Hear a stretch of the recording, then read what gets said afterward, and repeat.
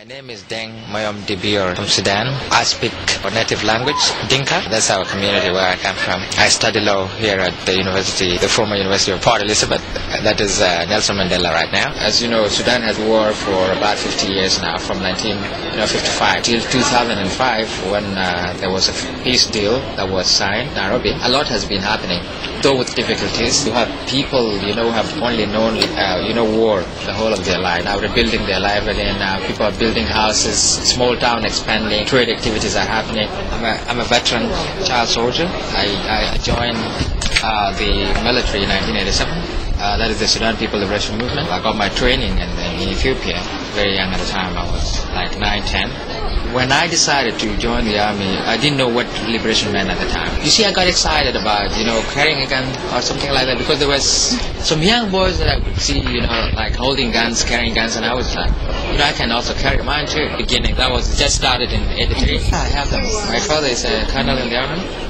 My mom is a pastor, in a church, in the Anglican Church of the Sudan. Firstly, my mom was frustrated because I used, without her consent, I used to sneak to try to join the recruits. They have an objective, and the objective is of liberation. It's not looting villages. It's not killing people the way it's put, like what has been happening in in northern Uganda or something. Then they came up with like martial law, whereby if you found you have stolen somebody's a civilian goat or a cow, or you take their wife or you take their girl without a consent, you would be like court-martialed.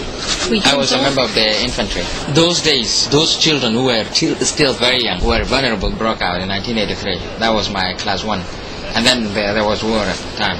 So I had to stay home without school, 1984, 85, 86. 87, there was so much idleness, so I had to join, find something to keep me busy. And I liked the army. I did like the army at the time. My little education, I thought of I could help the nation in a different way.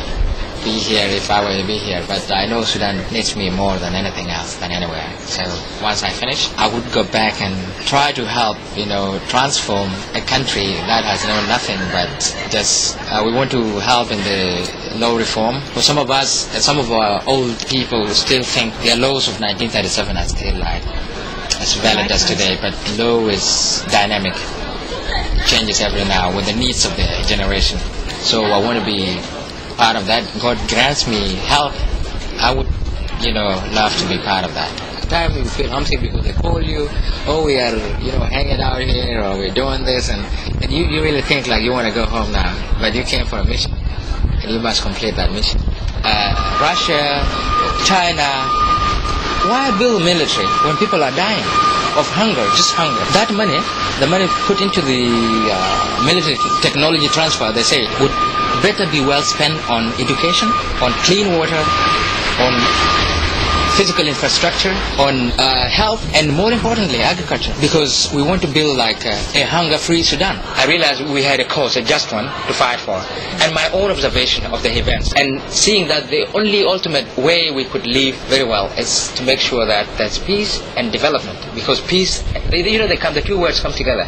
With development. If there's peace, you will expand, you will do business, you will have friends, you will have happiness, everything. But with war is every day, will I live today, will I survive it, and things like that. Yeah. So basically, from a soldier to become a civilian and a peace-loving person, I was motivated by the fruits of peace, what is called peace.